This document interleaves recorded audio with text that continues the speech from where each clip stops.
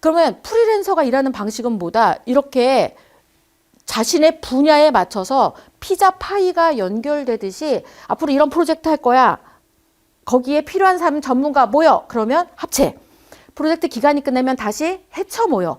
이런 방식으로 일을 하게 될 때 내가 어디에 소속되어 있다라는 걸 어필하는 게 아니라 내가 뭘 잘하는가, 그걸로 얼마나 결과를 내왔는가, 그 포트폴리오로 나를 증명하면서 앞으로 만들어지는 프로젝트 사회에 일을 하게 된다라는 거예요.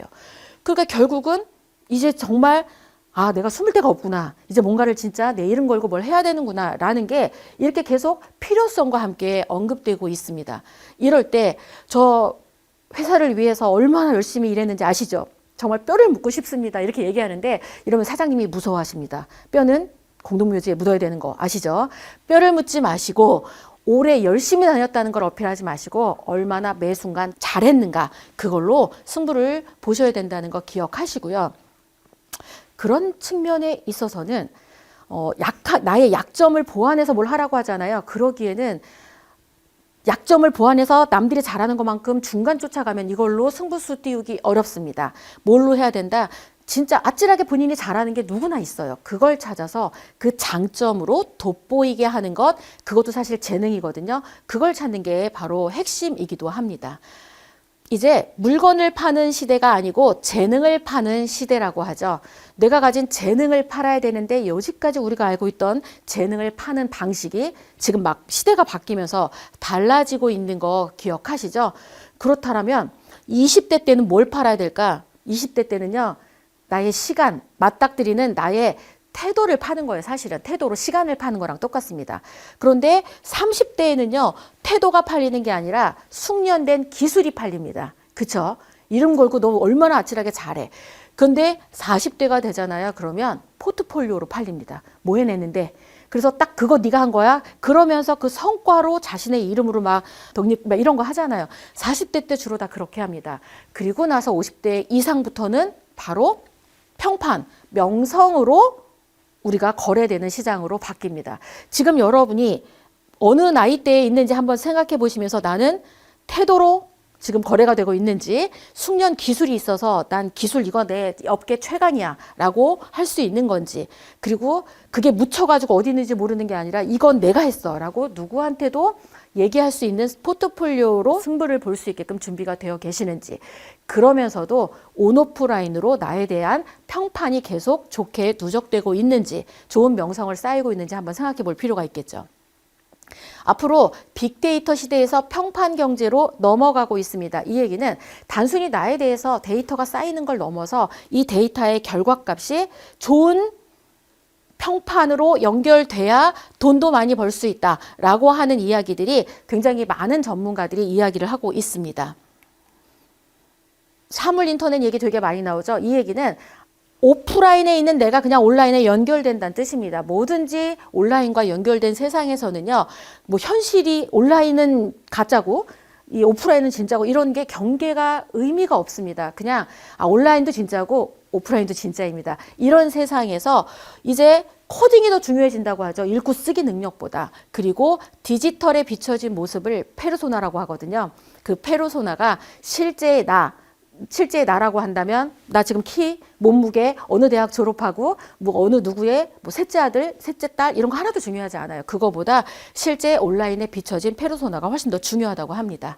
자, 이렇게 IoT 세상에서는 옛날에는 직장에 들어가서 거기서 모든 걸 해결했잖아요. 이제 직업과 직장과 커리어를 분리시켜서 관리할 수 있는 안목이 있어야 됩니다.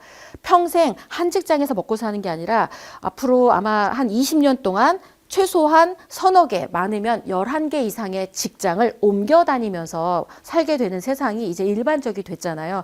그렇기 때문에 직업을 고를 때와 직장을 고를 때와 커리어를 관리할 때는 다른 각도로 해야 됩니다. 그러니까 하나의 관점으로 올빵한다 그러면 빨리 망하실 수밖에 없겠죠. 앞으로 사라지거나 대체될 사람들의 데이터입니다. 요런 느낌으로 일하시는 분들은 회사에 있을 때 숨어 계실 수 있습니다. 하지만 온라인으로 연결된 프리랜서 사회, 프로젝트 사회에 있잖아요. 그러면 이렇게 일하면 아무하고도 거래할 수 없는 세상이 될 수 있습니다. 옛날에는 저 남들만큼만 하고 싶어요. 남들처럼만 살고 싶어요. 라고 하는데 그렇게 되잖아요. 그러면 아무것도 할 수 없는 세상이 지금 도래했어요. 남들보다 누구보다 자기답게 일하는 사람들에게만 무엇이든 가능한 세상이 열린 거고요. 저 할 수 있습니다. 믿고 뽑아주십시오. 이거 말고요. 실제로 해낸 것, 그 해낸 실무 능력이 바로 나를 증명하는 포트폴리오가 돼서 단순히 쌓아놓은 스펙이 아니라 내가 해낸 포트폴리오로 이제 거래되는 시장이 온 겁니다. 근데 왜 이렇게 자꾸 회사를 그만두고 이직을 하는 걸까요? 그 이유는 뭐 해먹고 살지? 사실 이걸 뭘 해먹는다는 건 생존이잖아. 그런데 뭐 하고 살지? 이거는 여가? 취미잖아.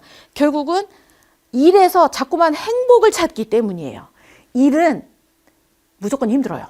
좋아하는 일로 먹고 살겠다고 해도 이게 일이 되잖아요. 그러면 무지무지 피곤하고 힘듭니다. 노래가 그렇게 좋은데 돈 받고 노래하잖아요. 그러면 이게 막 가슴이 떨려가고 죽으려고 하잖아.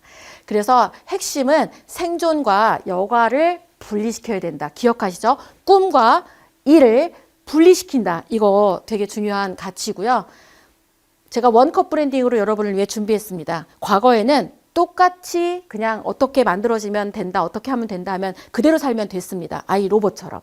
그런데 지금 현재는 만화 스머프 같이 한 분야에 난 이렇게 막 창의적으로 너무 똑똑해. 나만 잘나면 돼. 우뚝우뚝 서면 됐습니다. 다르게.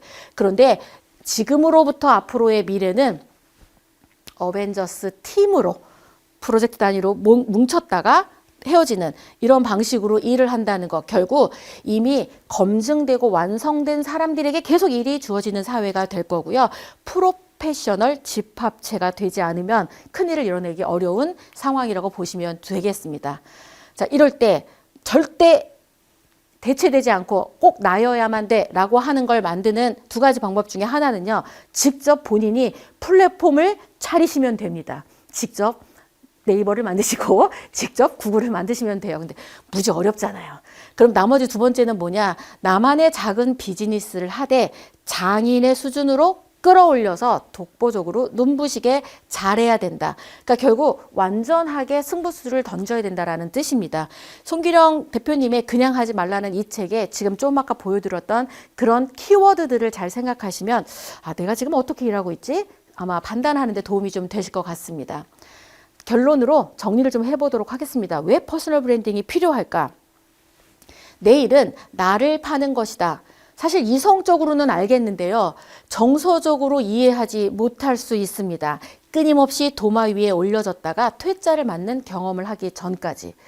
오늘 제가 여러분 앞에 이렇게 강의를 하기 전까지 저도 수많은 자존심 상하고 돈도 안 되고 힘든 시간을 굉장히 많이 겪었습니다. 그 모든 순간순간이 저를 파는 거였거든요.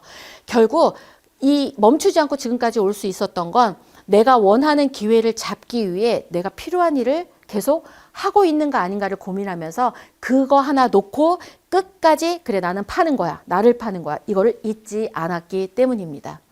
정리하겠습니다. 살아갈 미래가 변했습니다. 일터의 환경이 변했습니다. 중요한 거 배우는 방식도 변했습니다. 그래서 이제 일의 미래 내 이름으로 사시기 위해서 평생 현역이 되기 위해서는 뭐를 해야 된다? 나 스스로를 퍼스널 브랜드로 만들고 그리고 내가 원하는 브랜드로 이 가치를 만들어내기 위해 브랜딩을 해야 된다라고 하는 게 바로 오늘의 주제라고 보면 되겠습니다.